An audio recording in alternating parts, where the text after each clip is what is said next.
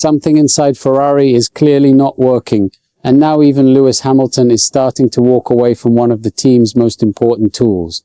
After another frustrating weekend in Miami, the 7-time world champion has decided to change his entire preparation process before the Canadian Grand Prix. And the reason behind it is raising serious concerns inside Maranello. Hamilton has struggled to match Charles Leclerc throughout most of the 2026 Formula One season. Miami only made the gap more visible. The Briton was 0.379 seconds slower in sprint qualifying, and then another 0.176 behind during qualifying for the main race. During the Grand Prix itself, Hamilton was already 24 seconds behind Leclerc before the Monegasque spun, hit the wall and received a penalty on the final lap. But then came the revelation that changed the conversation completely. The only strong weekend Hamilton has had this year came in China, and that was also the only race where he did not use Ferrari's simulator before arriving at the circuit. This is where things change. Hamilton openly admitted that the simulator is not helping him find the correct setup. In fact, he believes it may be pushing the SF26 in the wrong direction before the weekend even begins.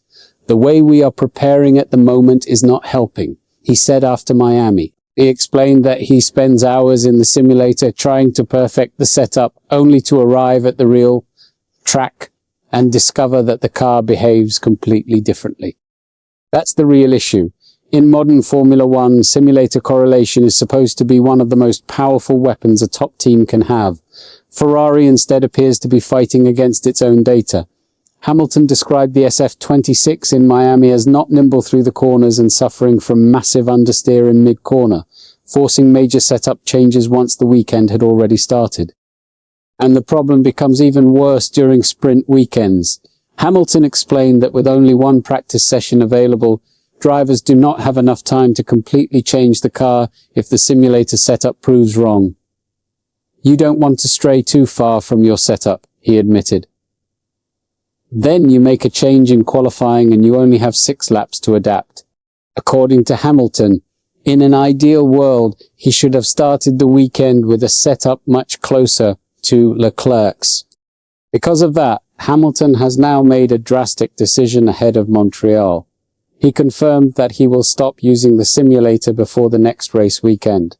He will still attend meetings at Ferrari's factory, but he wants to step away from simulator work completely and see if it improves his performance. When we went to China, I had the best weekend without using the simulator, he admitted.